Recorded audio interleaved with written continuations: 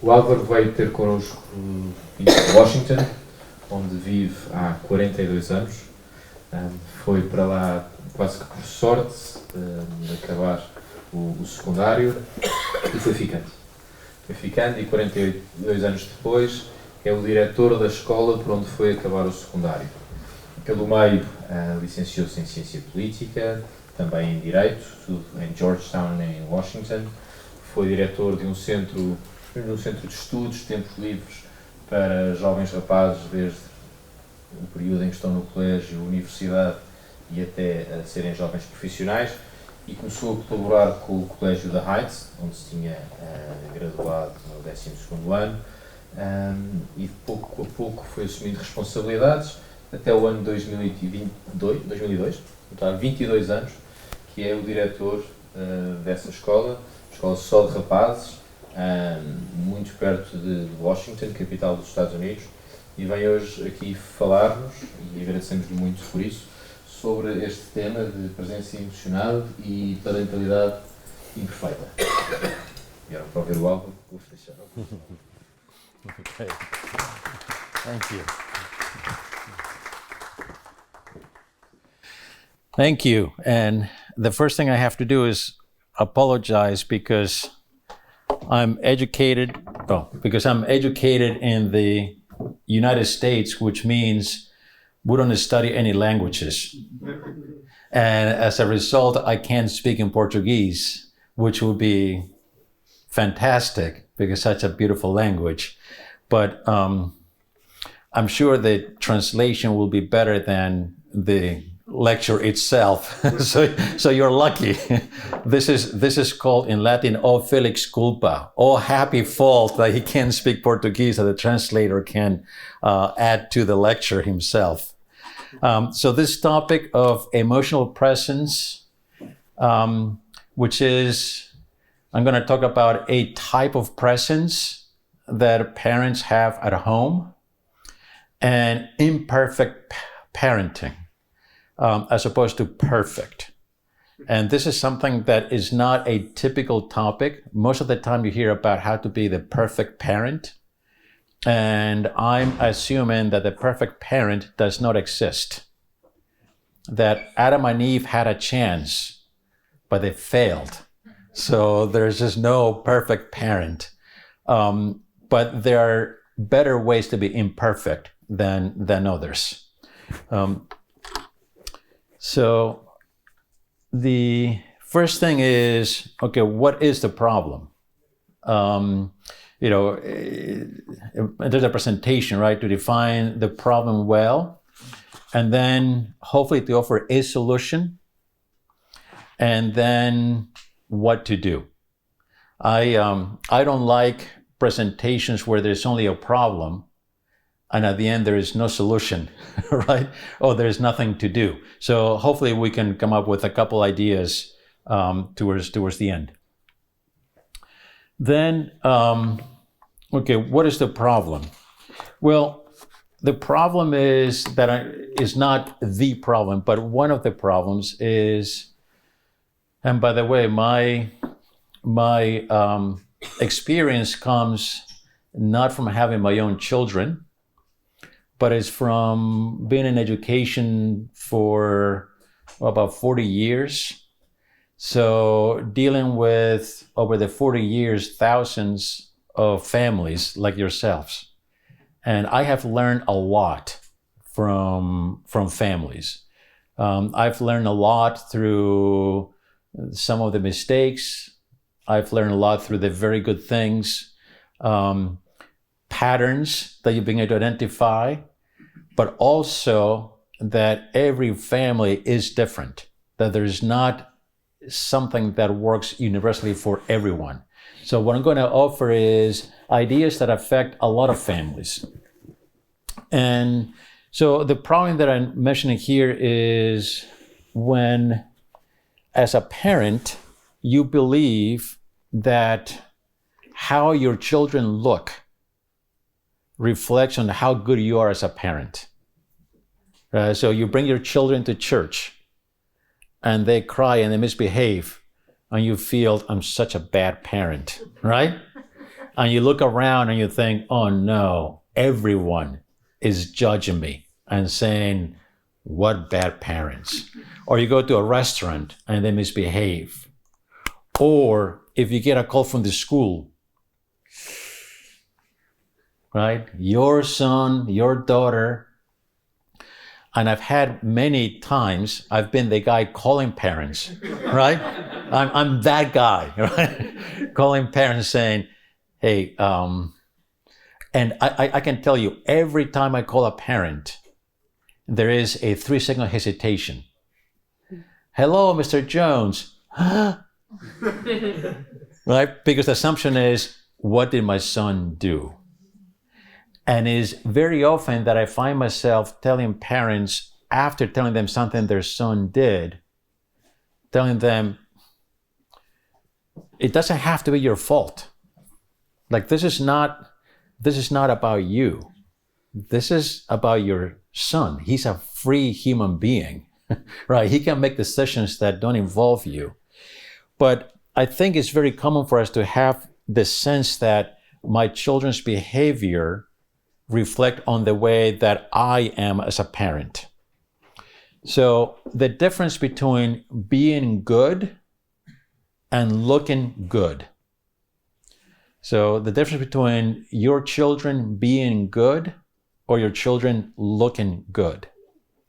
If as a parent, I said the problem, if as a parent you think or you pay attention to how they look, that can be a distraction from how good they are.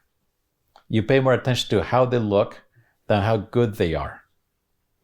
Now, sometimes how good they look and how good they are the same thing. For instance, when you get your child, when they're young, to say thank you, say please, right? What do you say? Say thank you. Well, yeah, they're going to look good, but it's also something that you do to help them develop good manners and be thankful, right? Or material order. If your son's room looks clean, it probably means that he is actually doing better in his life. There's more order. That's probably true. Or if the book bag is organized, it probably means that he's more serious about his or her studies. But many times, whether looking good and being good are the same is questionable. Like, for instance, the way a child dresses. I don't know. Does he dress in a way that I don't like? Is it bad, or is it just a different fashion, right? A daughter, is it bad? Could be. Is it immodest, or is it a different fashion? Or music. I think every generation, my parents would think that the music I listened to when I was 15 was bad, right? What are you doing listening to that music? Now that's the music that you find in the classic stations, right? But every generation thinks the next generation music is bad. Some of it is probably bad in kind of the lyrics, but maybe it's just music I'm not used to. So those are examples where maybe the child doesn't look as good, but there may not be a moral problem, right? It may be perfectly okay. And then there are the cases where they're the most important cases where it is better to let the child look bad than try to force him. For instance, going to daily mass. Let's say that the school your child goes to has mass every day. I see this at the school where I am. We have mass every day. And if a parent comes, right, a mother comes to mass, it's in the middle of the day, and she sits down, as the children are coming in, and it's always voluntary to go to Mass there, she's always looking around, hoping that her son will come to Mass, right? And if he doesn't come, hard, right? Not only because you want him to go to Mass, but also because, oh, here are some of his friends, and my son is now there. And at the same time, that's one where you don't want to force him to go to Mass, because the important thing is that he will want to go to Mass at some point.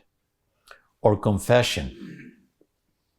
You know, it's better not to force the kid to go to confession, even though you very much would want him to. So, looking good, being good. Sometimes paying too much attention to looking good can be a distraction from, is my child doing the right thing? And the problem is that parents don't have control. Like, it'd be great to be able to control your child, right? To tell him, go here, do this. We can't, right? Children, as you know, they're not like cars that you can open the hood and see what's wrong with them, right? Children are free. They're free beings. And as a result, they're going to make their own decisions, and sometimes painfully so.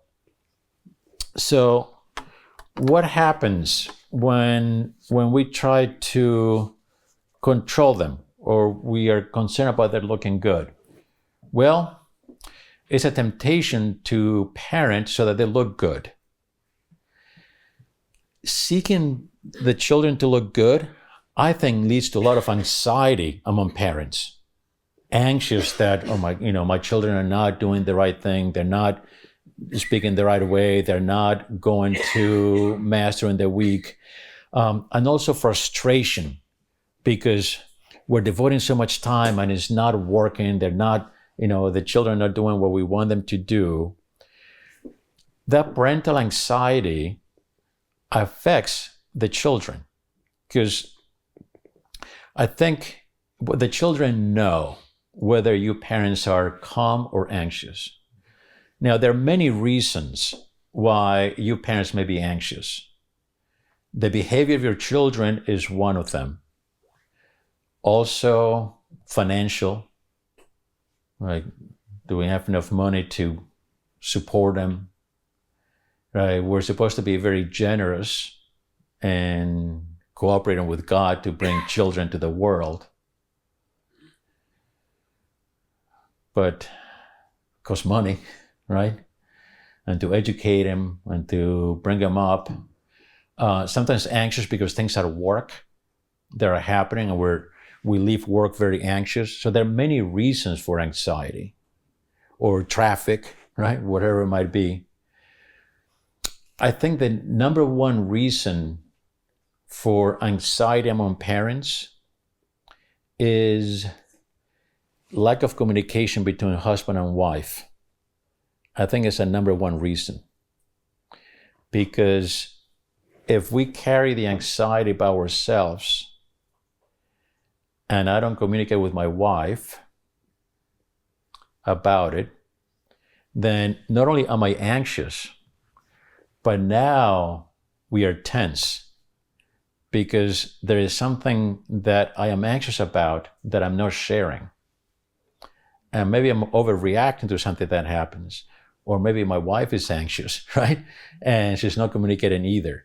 So I think that lack of communication doesn't cause the anxiety, but I think it makes it much worse. And it doesn't provide the solution to the anxiety, which would be to be able to talk about it. Parental anxiety leads to children being very anxious, right? Children, the umbilical cord is cut at birth. The emotional cord, never. I know a man whose parents got divorced when he was almost 30. And it sent him into a deep depression for about 10 years. He was almost 30. You could say as some parents do, well, we can get divorced now because the children are older, right? They are mature. The emotional connection is always there. It doesn't matter how old you are. But when the kids are younger, boy, the emotional connection is very strong. And if the parents are anxious at home, they feel it. There's just no peace. It's like that movie, that Italian movie, Life is Beautiful. Remember the dad with the son in the concentration camp, and how the father was able to create this play around to protect his son emotionally. It's a beautiful, beautiful movie. But that's what you do as parents, is you create this emotional stability around them, that no matter what happens out there, they know that it is good. Life is good, right? Because life is the way they see whether life is good or bad is whether my parents are anxious about it or not. If my parents are at peace, it's okay.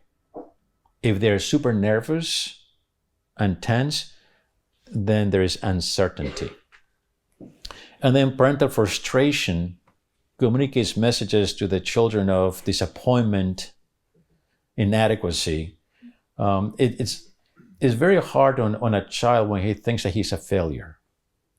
The few times that I have seen boys, older boys, 15, 16, 17, 18, cry, is when they think their parents think they're a failure. Like, my father thinks that I'm not good, right? My mom thinks that I'm not good. And the times when that has happened, if I ask a boy, do you think your father loves you? Yes, I think so. Like, I know that your father loves you because of the way he talks to me about you. He loves you. He just wants you to be in a particular way. But it's really hard for a child when he thinks that my parents are disappointed. Disappointed because my grades are bad, I do poorly in the school, or because I'm not doing well in this other thing, or because I'm not whatever, right? Disappointed. So if those are the problems, what is the solution, right? Well, what I'm going to say is emotional presence. Remember in the 80s, there was a lot of talk about how parents didn't need to spend a lot of time with the children, but it had to be quality time. That if you could spend a quality 20 minutes with your children, then it'll be okay. And of course, after a few years, realize, well, that doesn't really work. Because it's not like you can go home and get your children and say, okay, children, sit down right now to spend 20 quality minutes together. Go, right? It doesn't work that way, right? So quantity, quality. Remember the Saint Jose Maria Escrivá gave an example in a gathering he had, I think it was in Mexico. He was talking about a couple who were both working very successful businesses, both of them. And they had a big house in, I think, let's say it's Mexico. I don't remember exactly where. And they had one son whom they left at home. And the boy spent a lot of time with the gardener, because the gardener was there, planting the flowers, taking care of the garden. And the boy would come out and ask questions, and the gardener would talk to him and would let him do some of the work, fix it later, because then the boy wouldn't know how to do it, but he spent a lot of the time. And the gardener's name was, let's say, was Javier. And at some point, apparently, one of the parents asked the boy a question that no parent should ever ask, obviously.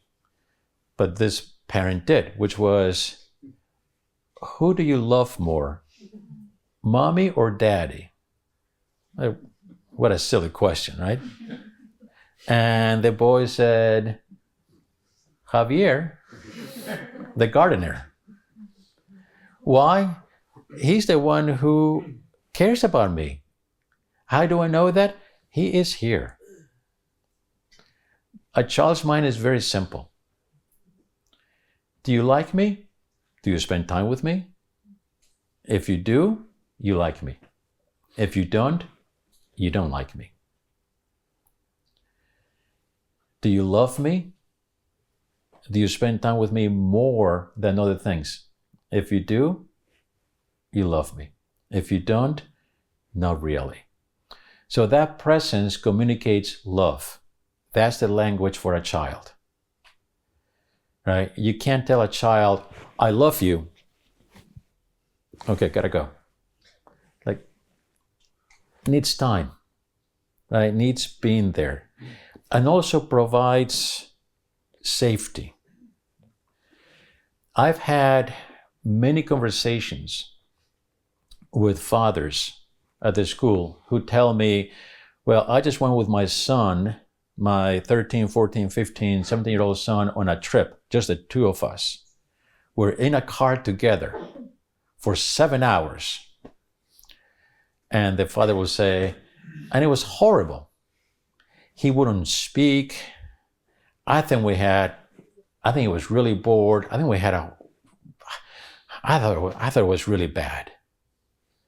And then when I see the boy, I'll ask him, how was your weekend? And they'll say, great. What do you do? I had a great time with my dad. What do you do? Well, we went to this place. It was fantastic. So from the point of view of the parent, well, it was bad because he wasn't talking, he wasn't engaging. From the point of view of the boy, it was fantastic. It was the greatest. Why? Because he or she was with me. Because he decided to spend time with me. And we're in the same car together, and it was awesome. Because the boy knows that my mom or my dad could be doing something else, but they're choosing to be with me instead. So, okay, a few things about emotional presence then.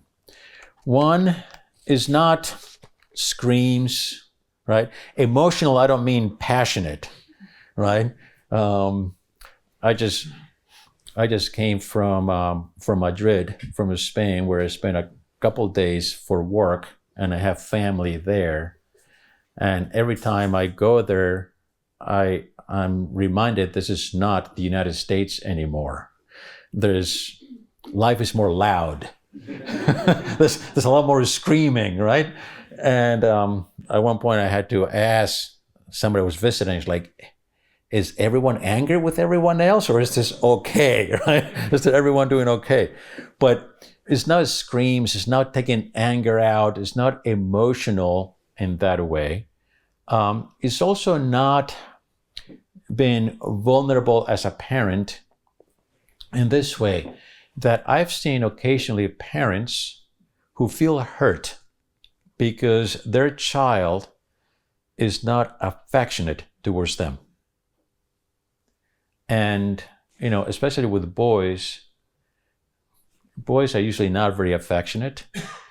And especially when they are 13, 14-year-olds. Right? It's really funny at the school. We have this parking lot. And when I see mothers and sons coming out of cars together, 8 years old, 9, 10, 11, they come out of the car. The boy walks next to the mom. They walk up together. The mom gives him a kiss on the forehead. The boy gives him a little hug. The boy walks away, 10 steps, turns around, waves goodbye. Another 5 steps, waves goodbye, and then runs off, right? 13 years old, the mom and the boy get out of the car. The mom comes this way and the boy goes, yeah, right? And if the mom tries to give a kiss to that boy in front of the school, get back. No. My friends seeing you give me a kiss, like, no. Right? Once they're 17, 18, then they're okay. Then they walk together again. They have self-confidence. But parents who feel hurt because my child is not affectionate towards me, I think if that happens, not always, but a question is, okay, am I affectionate towards my spouse?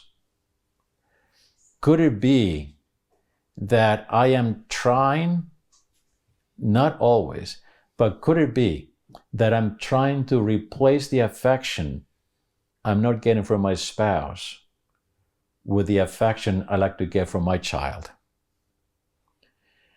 And if I don't get that affection from my child, then I'm going to be frustrated and even more mad at my spouse. I would say that whenever, as a mother or father, you feel that I am not getting enough affection from my children, that should be an alarm to say, maybe I need to give more affection to my spouse. Because the stronger that bond, truly and emotionally, the safer the whole house will be. It's not so much, many problems with children is not so much a problem with the child. Sometimes it's a question of the emotional tension between husband and wife that needs to be fomented. Emotional presence. There is a German philosopher by the name of Pieper who talks about contemplating something as observing lovingly, which is a great term, right? To observe lovingly. So, we can observe in different ways. We can observe critically. We do that a lot. Like, oh, that's a bad move. That is good. That is not right. Right? I like those people. I don't like these people. Right? Observe critically. And when we observe our children, when they're little babies, I think we observe lovingly. Right? Just such a gift. When they're 13 and they're messy and they smell and they're loud and they're grunting, then we don't observe lovingly. We observe critically. Why is he messy? Why does he take more showers? Why is he so loud? Why is he so lazy? Why is he, right? So emotional presence means, how can I get myself to observe my children lovingly? To actually look at them and go, wow, that is, what a mess of a boy, right? Oh, what a mess of a girl. But she's my girl, right? He's my boy. Having the mind attentive to home and family, thinking perhaps during the day at some points, and I'll make some suggestions about what my children need, having the heart committed to children, but above all, I think enjoying the children's presence, right? I mean, when you think about it, you cooperate with God to bring a life into the world, which is awesome. And then you have this life under your roof for 18, 19, 20 years, and then off they go. But from 0 to about 15, 16, 17 are really important years. What a pity to waste those days being angry and being tense, right? Those are the days that you're going to miss. It's to enjoy the children, to be able to step back and say, yes, we're going to have to talk to him about that again. But, I have a couple who came to the school and their son was getting really bad grades, almost failing every class. And they went to parent-teacher conferences, so they saw about 7 teachers. And each teacher told them, yeah, your son is not doing his work. Yeah, your son is failing. Yeah, your son doesn't do his homework. I don't think your son is going to pass this class, for 3 hours. And then on the way home, right, like that's a beating. On the way home, he says to her, well, at least we know that he's honest, that he's not cheating. They go, yeah, that's true. Like, at least we know that he's a man of honesty. He's not trying to cheat. He's failing happily. That boy graduated and then decided, don't want to go to university, joined the Marines, the military, for 4 years, and then left the Marines, and now has a very good job, married, and just had the first child, and is doing really well. But I think what really helped is the parents seeing at the boy who is not doing well and seeing the beautiful. Hey, he's honest. At least he's not cheating anyone. He's a man of his word, even though he's lazy as anything at this point. The emotional presence also allows for correction and disciplining, right? To discipline, it comes from disciple, it's the same root, is to educate. Disciplining is not hitting somebody. Disciplining is getting somebody to come along, somebody to follow you. So when you discipline, you're always thinking, okay, what is the best way to get these people to follow me, right? To follow not only me, but the good, the true. And it's going to be necessary. And by the way, children want to have parameters. There is, the great author, G.K. Chesterton, English author, and he talks about going to the top of a hill. Just imagine a very high hill with 4 cliffs and a bunch of children. And you give them, let's say that the hill is as big as this room, and there are 10 children, and you give them a ball to play. So you'll come back 10 minutes later, and they will all be in the middle, because they're afraid that if they get to the perimeter, they're going to drop and die. So if you build a little wall all around the hill, you build a wall, you come back half an hour later, and what you hear is the shouts of joy because they're having a great time playing. And they're doing that because they know they're safe. They got those boundaries. And within the boundaries, they can do whatever. So when you correct and you discipline, you're basically teaching the boundary to the kid. Like, hey, you can have a great time, but here's the boundary. You can't do that, right? Yes, you can run around, but not in this setting. Not in this setting. In this setting, you have to respect this group, right? Not during this dinner. Not in this place, whatever it might be. Children like the boundaries. They like to know that I can do whatever I want without disappointing my parents. They really want to know that. They want to do what they want. They don't want to disappoint you. It is hard for children when the message is confusing. Is it okay to do this or not?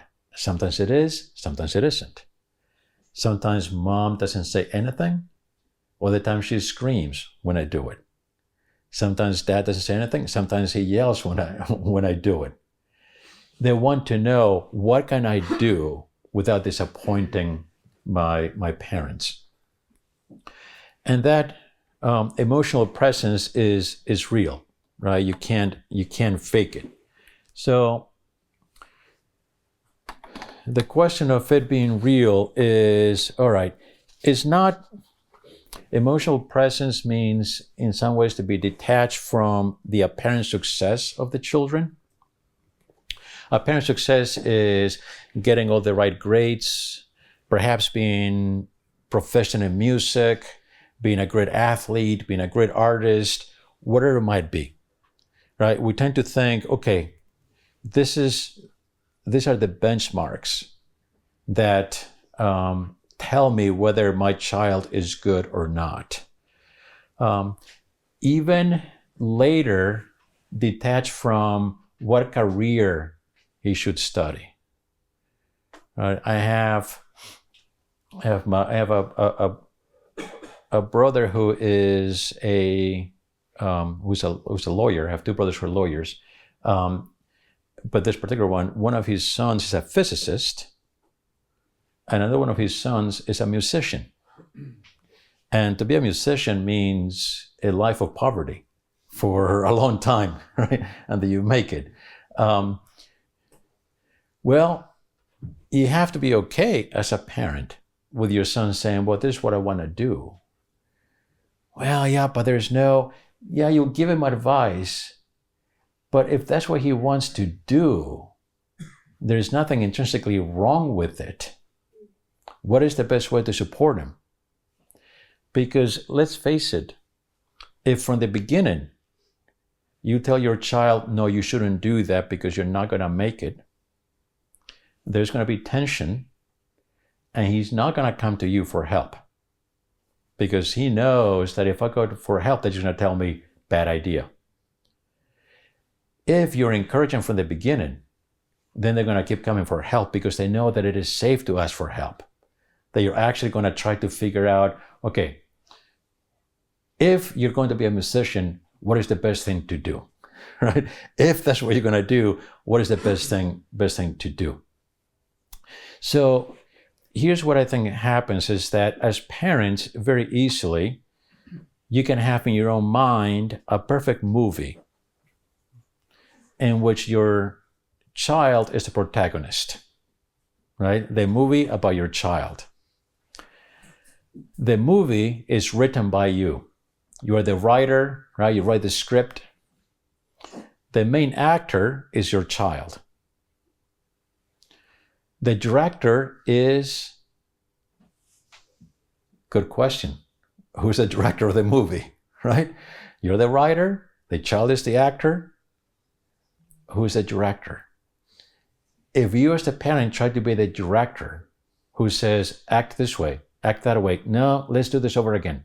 No, you gotta, what you find is that the actor sometimes gets very confused, gets angry, and there's a lot of tension between director and actor. Now, you are the director, you think, because, well, I know better, right? The director knows better. Yes, but the actor does not want to be the actor in that movie, right? It's not his role. So the question is, okay, but isn't it right that I should, as a parent, care about my child being successful on this earth? Like, should you as a parent want your child to get good grades? Should you want him to make, to be popular? Do you want him to be well-liked? And even more, is it possible as a parent not to care about those things? And what I would argue is that, no, it's not possible to stop caring. I would argue that the thing to do is to care more. But to care more by thinking, if I'm the writer of the movie, I have to not write the whole movie. I'm actually going to omit writing some of the chapters, especially after chapter age 8 or 9 or 10, right? And after 18, and then blank pages. all I want to do is just one line in the very last page, which says, and then we met again in heaven, the end. And a lot of blank pages in between. Who's going to be the director? I say there are two. There are two co-directors. One is God. The other one is your child. So what you're doing with your child is saying, hey, you are the protagonist and you're also the co-director of this movie. You get to decide what these chapters look like. You get to make that decision. But you have another co-director, and he's the best in the world. He makes the best movies ever. Work with him. My job as a parent is to be closer to the co-director than you are, so that I can give you counsel. I can say, hey, I think what the co-director wants is X. Ask him. That's what I think he wants, but you should ask him. Is to not force the path, not carry the child, but to encourage, to model. Like, how can I get my child to read? I get that question at school. My child doesn't read. How can I get him to read? What can you do at the school to get my child to read? And I say, well, we have books. We got classes, right? I said, I have an idea. I'm going to start a reading program for every child. And the reading program, I think, is going to succeed most. And the reading program is going to be, I want every child's parents to read 2 books a year. That's the program. Because if you read at home, your child will read. Because children imitate. It's very hard to tell a child, you should read every day, if he's thinking, well, my parents never read. Therefore, what is the point? Right? If they see parents reading every day or regularly, and then the teacher says, hey, you should read, that's going to make sense. Encourage, model, accompany. The same thing with Mass. I don't remember ever going to Mass during the week as a kid. I grew up in Spain. We went to Mass every Sunday. During the week, I don't think we had it at school. I don't remember. Well, I don't remember ever going, so I don't think we had it. Maybe we had it, I don't know. It was a big school. But I do remember my father, when we went to Mass, going down on his knees and pulling out rosary beads. That I remember, because I just remember thinking, wow, this is really awesome that Dad is praised like that. It was very significant. And I remember he's getting up and going to confession and thinking, I should do that, right? I never asked him. I have a friend of mine whose son, when he was about 12 or so, my friend went to confession, and then his son went, and then on the way home, the son asked his dad, so what was your penance? Typical question that a boy asks, right? What was your penance? And my friend said, well, I had to pray a decade of the rosary, 10 Hail Marys. And the boy said, wow, what do you do? Like, not your business, kid. But that's good, because at least the boy knows, the child knows, well, this is common. This is what parents do. So, okay. So what do we do? Right, I had to put this into practice. Let's get down to some ideas. First, the emotional presence, the ideal. to be at peace, right, in the presence of my children. And I say, ideal.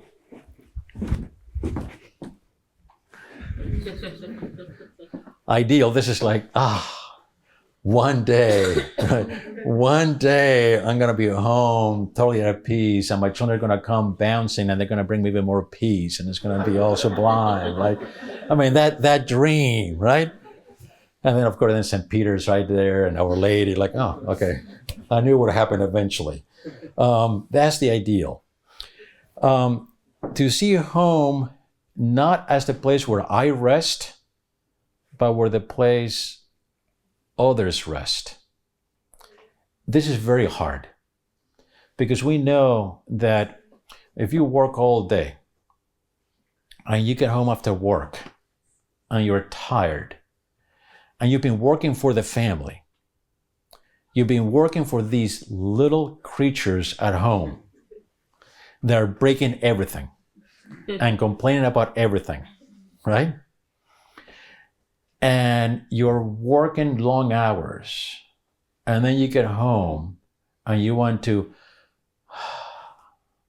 take it easy, and you can't.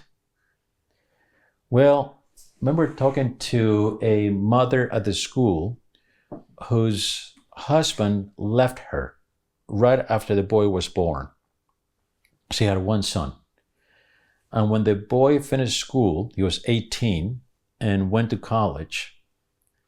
I saw her one time and I said, why do you must feel, I don't know, are you okay? I mean, this is a big change. And she said, last weekend was the first weekend I did what I wanted. It was the first weekend I was by myself in 18 years. I didn't know what to do, because every day for 18 years, in the morning and the evening, I've always been thinking, what does he need? How is he feeling? So that's single mother. Hard, but for both parents, right? Hard that you're working all day, and when you get home, what the children demand is attention. Be with me. Listen to me. I remember going to dinner to a friend of mine's home, and I get there before he did. His wife was there, little kids, and I'm sitting in the living room, and then I see my friend pull up in his car, get out of the car, and he's tired. Tie is down, carrying the briefcase. He looks really tired coming up the driveway. As soon as he opens the door, the 4-year-old daughter comes bouncing down the steps. Daddy, see what I drew. And it's, a sun, purple sun. I think it was a house, maybe a bird, right? And I'm looking at this thing saying, burn it. Like, no, like not museum piece. My friend got home, and when the daughter came, Daddy, he smiled, huge smile, like, oh, let me see. Sat down, put her on his knees. That's beautiful. And what a bird. No, Dad, it's not a bird. Oh, I'm sorry, it's not a bird. What is, it's bad. Oh, it's Batman. Of course it's Batman, right? But I was so moved, so impressed by seeing this man who was clearly spent and tired and transformed by the presence of his daughter. Now, that was one day. I don't know what happens the other days, but I think that's just what he did and who he is. So, emotional presence, teamwork. Right? Nobody, no father or mother can really be emotionally present by himself or herself unless you have to, right? Because your spouse is deceased, right? And then God's grace supplies a lot, right? But teamwork, talking with the spouse, I think is really important. cooperating between you spouses to understand what the children. Very often, I remember having another person that he lived in New York, and every day before leaving his office, he would call home and say, "Hey, do you need me?" His wife was at home at that time, and called and say, "Hey, do you need me to pick up anything on my way home? Eggs, milk, whatever." And often it was nothing. But that day, she said, "Yeah, we need more milk, and we need more diapers, and we need this other thing." Okay. So instead of going to the metro this way, he went to the store the other way. And fortunately, because there was a homicide right here in the corner that he would have been, present to, or maybe gotten shot. But it's interesting because this idea of calling every day, "Do you need anything?" What about towards the end of the workday, maybe on the way home, calling each other? Not to see if we need eggs or milk, but what do you think the children need? What do they need this evening? What has happened in their lives? Oh, well, don't forget that so-and-so had a play. Oh yeah, I got to remember to ask her about the play. Well, so-and-so's a little bit sick. Okay. Maybe we can do, maybe we can try to make that soup for him that he really likes. But just, and maybe many days, I don't know, nothing is special. But what about that conversation on a daily basis? Like, what do the children need from us? What kind of emotional presence do they need? Even if it is to call and say, I had a really bad day at work today. I need you, my spouse. Why don't you pray for me that I may be really emotionally present this evening? Because I'm a little bit stressed, right? And if you see that I'm drifting, that we're at dinner, but I'm thinking about work, and you know what I look like when I think about work, just tap under the table, right? Give me that sign, bring me back. That cooperation, I think, is really important between the spouses. And then with God, just the same way that I call my spouse, maybe I can call God.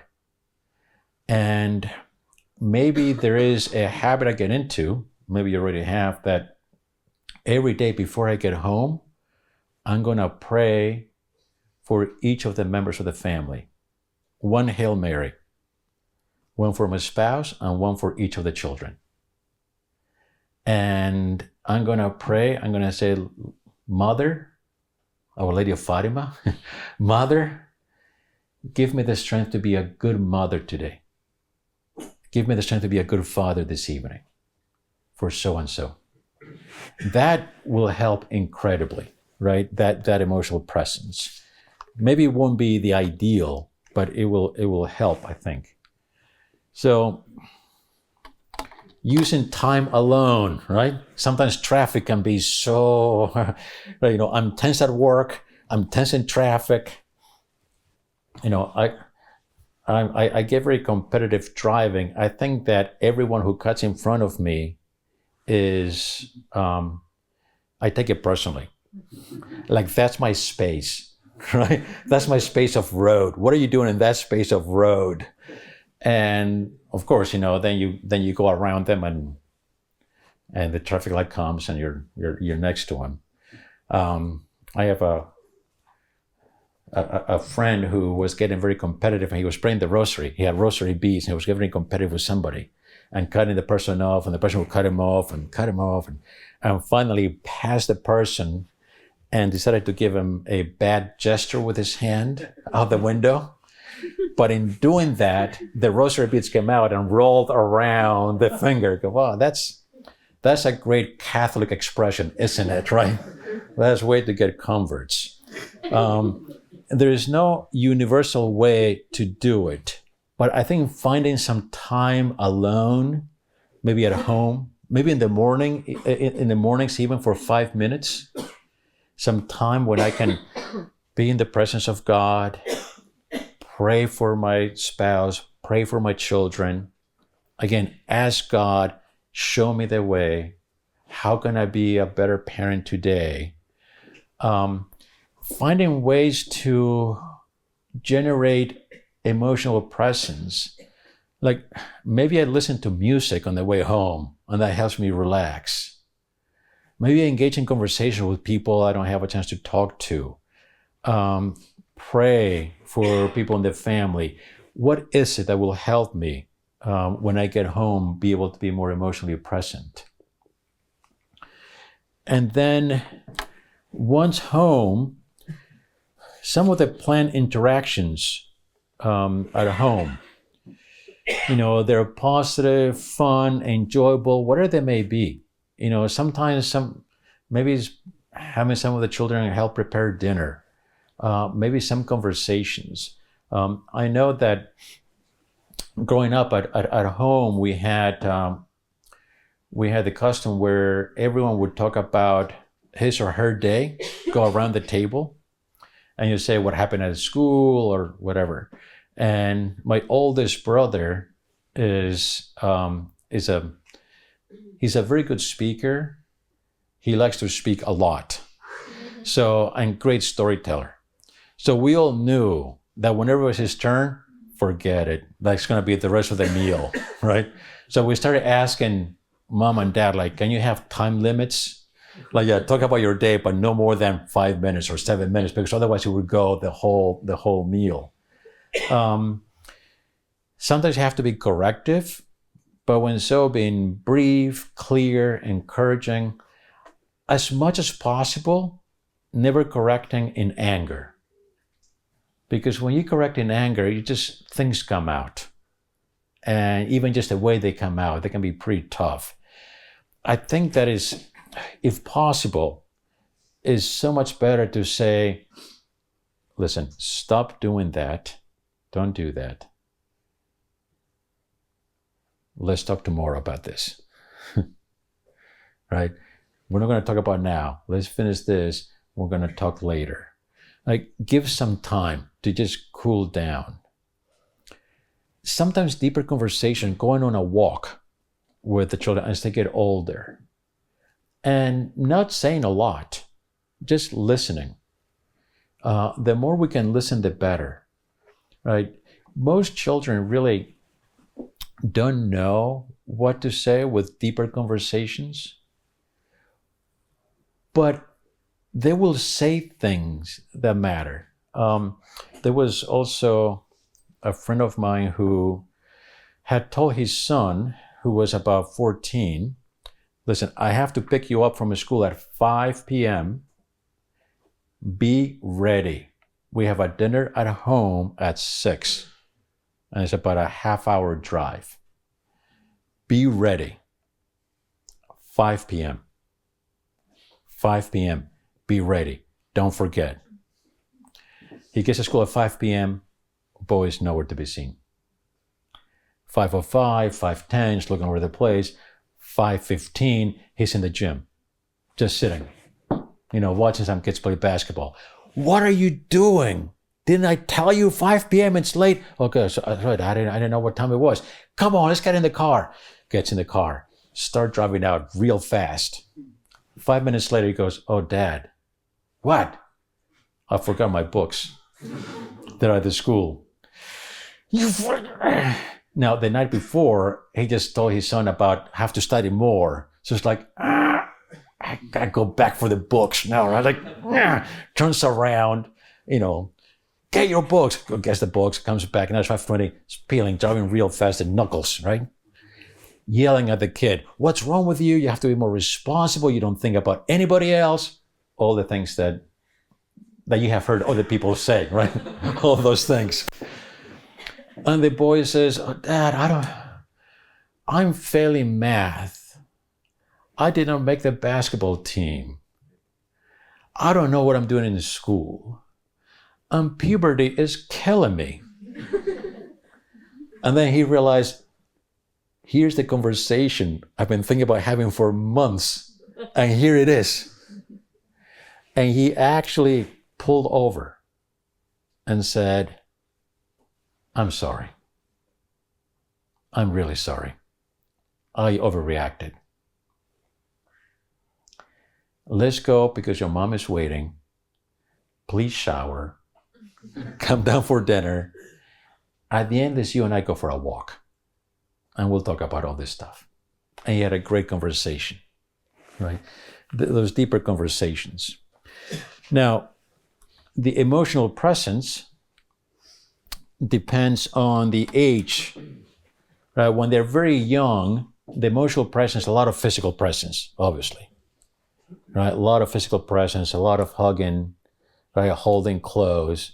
Right? Little kids are very physical, and they need that because the hands transmit a lot of the love and the affection, right? The skin to skin is children need that. Early teen years, I would say, is a more patient witnessing presence, right? You're observing them lovingly, right? At least he's honest, right? Loving. Later teen years, understanding.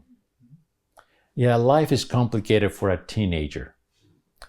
It isn't, but it looks really complicated from the inside, right? They're in a labyrinth that is very small, but they just keep going around the same labyrinth. And we're looking from the outside thinking like, come on, right? The exit is right here. But you can't force it. They keep going around. And whenever we say, come on, they go, but it's so hard. I can't find the exit. Understanding, amused, like, all right, go around the same wall again, right? See how it goes this time. And then post-teenage years, once they move away from home, that welcoming, encouraging presence, right? So, final considerations of emotional presence. It's very easy to say, I love my children. The question is, do I like them? Am I willing to spend time with them now? Do I look forward to being with my child? Or is he or is she at an age where, I just can't wait until they leave home because it's such a pain, right? Liking the children. I have a tradition at the school, which is to stand in front of the school every morning as the students get dropped off for about 45 minutes. And it started because the very first day that I was the head of the school, I got there early, and then I said, I don't know what to do. Like, what does the head of the school do at the beginning of the school day, the first year? Like, do I go to my office and sit? Like, no. Do I pace the hallways? Like, no. Well, I just go to the front of the school outside and wave when people come and greet them and welcome. And then the second day, I said, well, that worked out pretty well. I'll do that again. And then the third, and then the fourth. And then after a while, it's like, well, I can't stop doing it now. Here's what happens. So I'm at the front of the school, but there are multiple buildings. So the number of students who actually greet me personally, 20% maybe. The rest just drive by, because they go to all the buildings. If one day I'm not there in the front of the school, invariably, some student will come up and say, what happened, sir? Where were you? Like, well, I had a meeting. I have to explain to this to I had a meeting. I couldn't, I couldn't be there. Or I was there, but maybe I came late. Maybe, okay, good. They notice. They don't say hello. Even the students who don't say hello, even the students who just walk by, they know if you're not there. Because for them, the presence is, everything is great, is the presence. So for parents, I think to have a place, as much as possible, where in the evening you can be sitting down, talking, that they know you're there. And most days they won't come by. But occasionally they may come by and just sit. And occasionally they'll have a question, they want to talk. And once in a while, they'll have a really important question. They'll have a problem. You can't get them to bring up that problem without presenting the opportunity for many months or many weeks. Sometimes I've seen that even at the school with boys, talking with them one-on-one. And over the years, I've had conversations with them about all kinds of things. But they always come after many conversations that seem useless.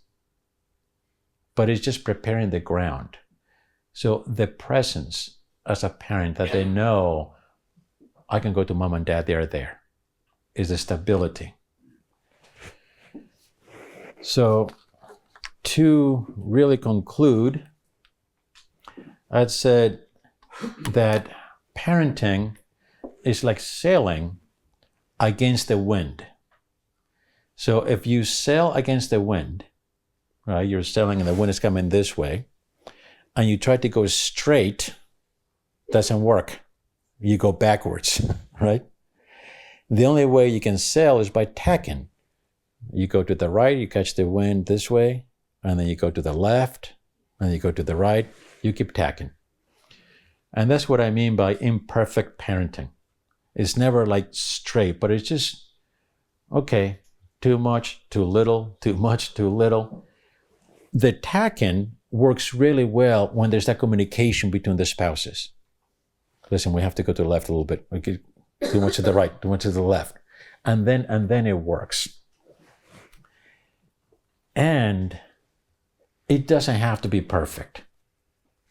It doesn't have to be perfect. You have to be there. You really have to be there. Emotionally there, not just physically present. But the most important thing, I think, to remember, and the great reason for optimism, is that when you conceived your child, God created a soul that He put and named that soul and put it in their body. And He said, "You're mine," right? And then He said, "You're mine, and I'm entrusting you to you parents. But I want him back. And I know that you can't do enough to bring him back to me. It's humanly impossible. But if you work with me, we'll bring him back for sure." And that when He created your son, He chose you as that project's parents. You're perfect. I run a school, and I know that I can't do what you parents can do. The school cannot replace you. You parents are the only irreplaceable people in your children's lives. I like to think that the school that I run is good and that we contribute a lot. But we're replaceable. They could go to another school. You parents are not. You're the only indispensable, irreplaceable people in your child's life. You have His help for that. Thank you very much.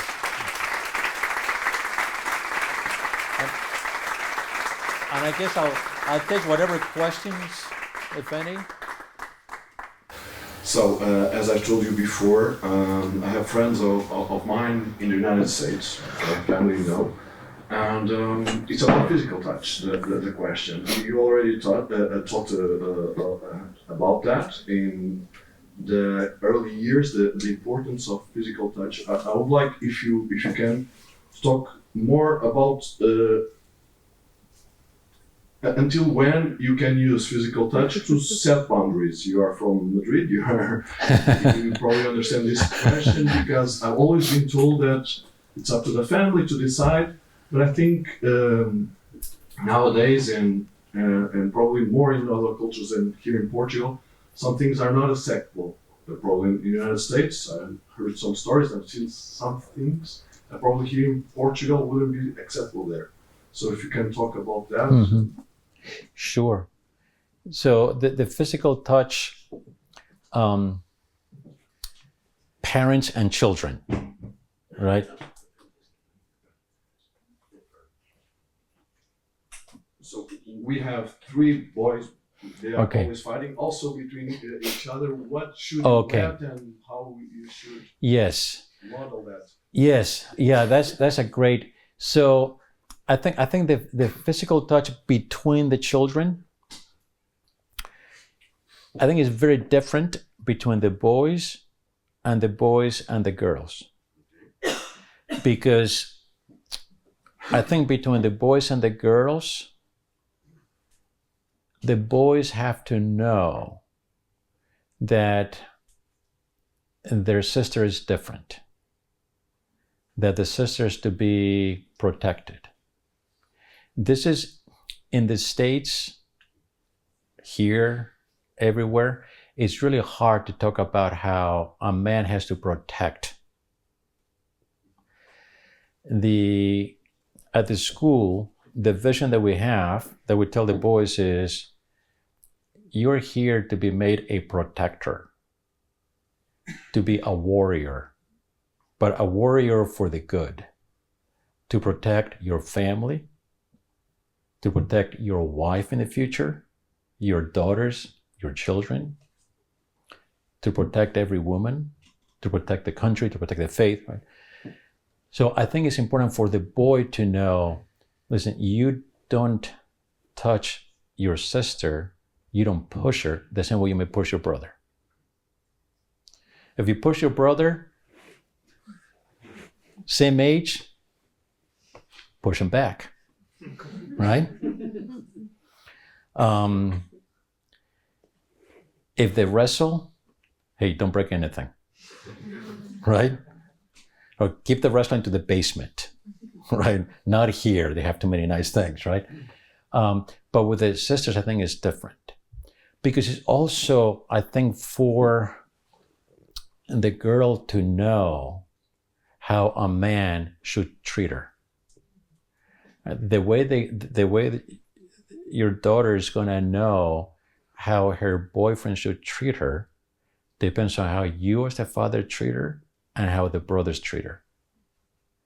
Because she'll know that, this boy doesn't treat me like my brothers.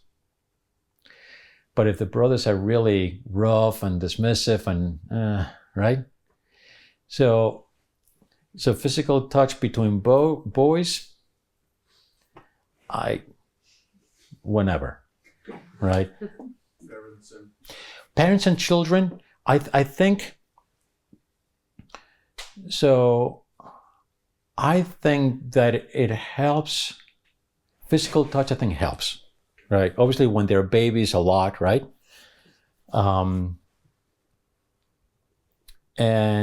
But what about when they're teenagers? What about when it's 13 and the boy doesn't want to, maybe it's not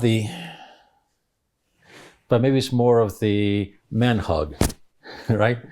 Or maybe it's more the fist pump.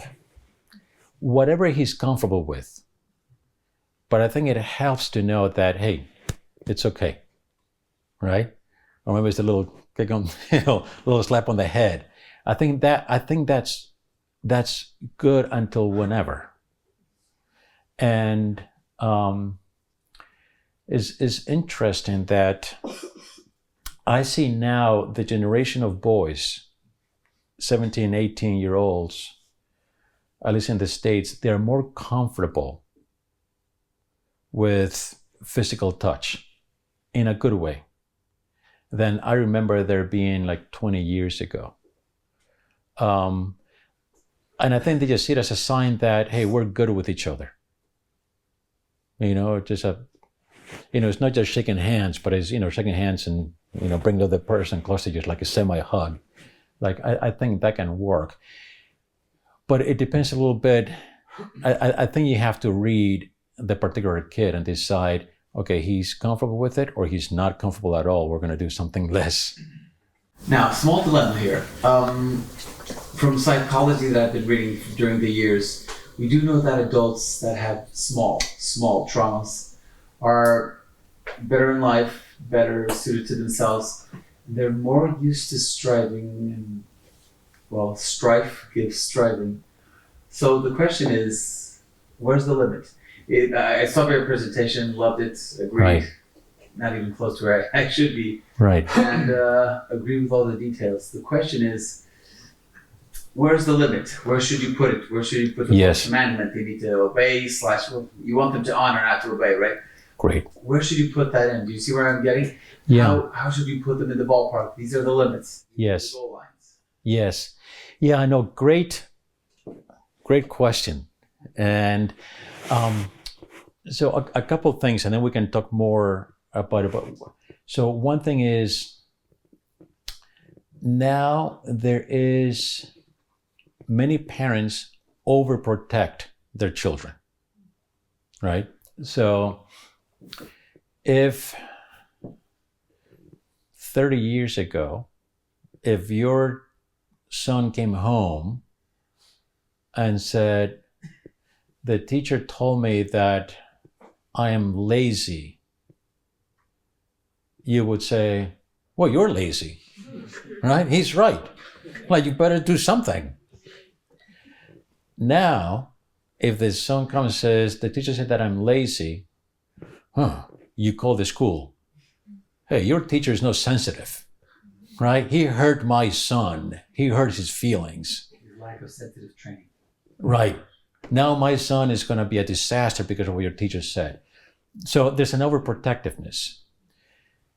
I think as a parent, a great thing to do is not to solve the children's problems, is to tell them what to do about it, but not to solve it.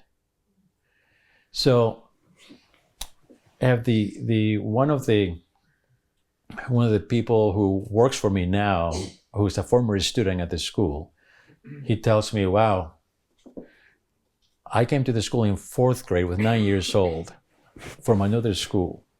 And the first week, one kid pushed me and I felt enraged. So I went to the head of the school, 9-year-old, it was pretty good, and said, that kid pushed me. And the head of the school said, and so? Well, he pushed me.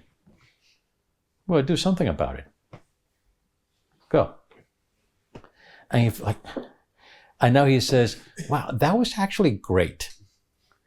Because I had to figure out, all right, do I push him back? What do I do next time?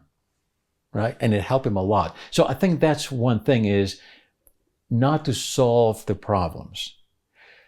But I think the emotional presence is to be there, receive the trauma, and not fix it for him or her, but to help them think, okay, what are you going to do about it? What should you do? How do you toughen up? What's that? How do you toughen them up?